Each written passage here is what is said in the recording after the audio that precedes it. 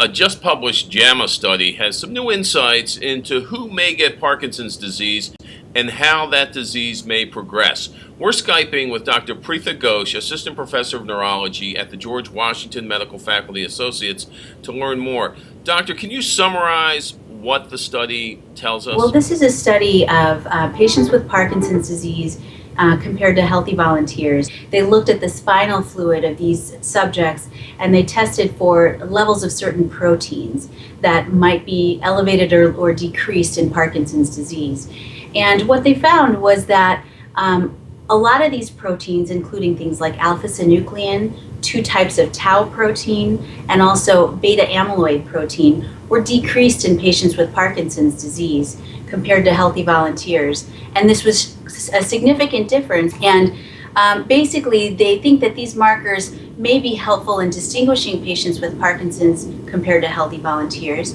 And it also may be helpful in telling us more about the prognosis of the disease. So carrying that down the road some, does that mean if you believe somebody has Parkinson's, you're going to test their spinal fluid? As far as, translating to clinical medicine, we're not there yet. This is a first step.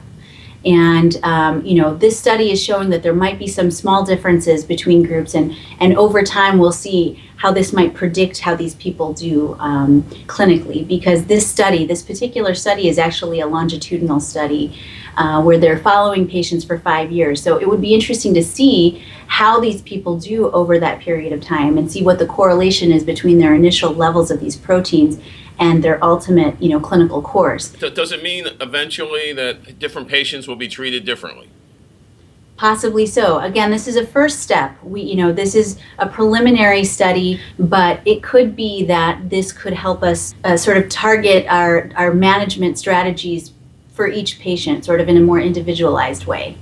And that's not done now, is that correct?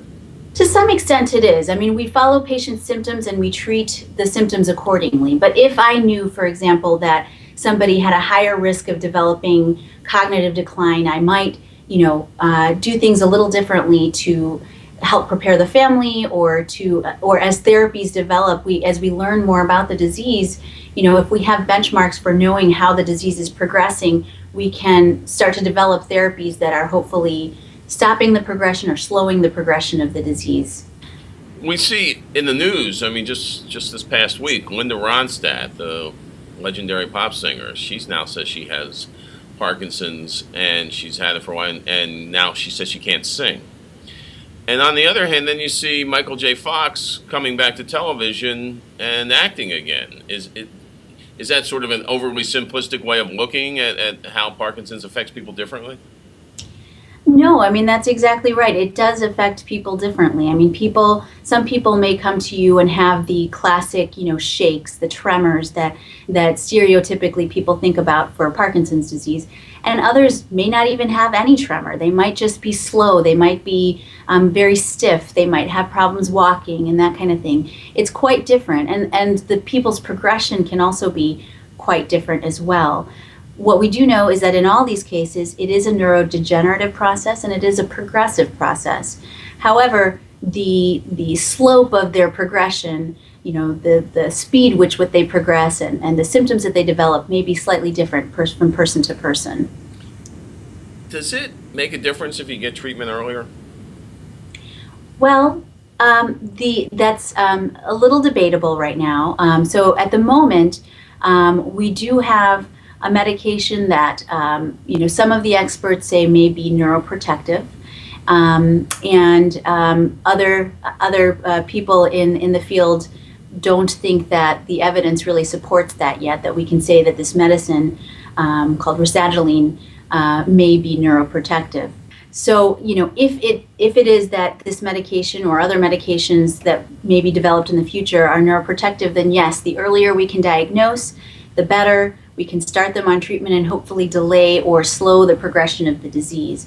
At the moment, the literature that we do have about current medications, none of them definitively show this neuroprotective benefit. And the medications that we have really are mainly symptomatic therapies. They help to sort of mask the symptoms of Parkinson's disease, but they're not changing the disease course. And the reason that we give those medicines is to improve a person's quality of life. Are signs often overlooked?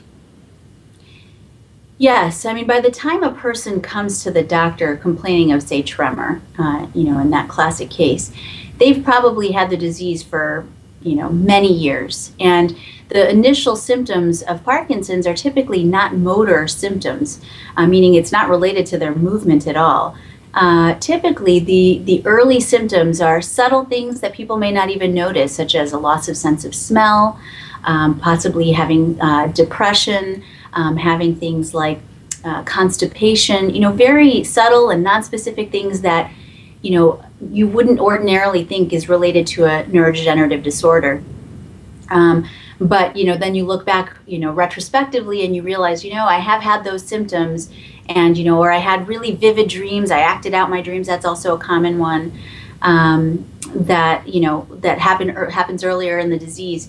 And that, after the motor symptoms have developed. Is there advice you give anybody who may suspect that they have Parkinson's or hear what you're talking about now and saying, oh, that might be me? What's a person supposed to do? Well, if they think that they might have Parkinson's, they should go see their neurologist, definitely. And the decision about whether to start medications will be something that the patient and his or her doctor can discuss and determine based on, their disability level and whether they need something right now or not. I would also encourage them to get involved in research. We really need to understand this disease.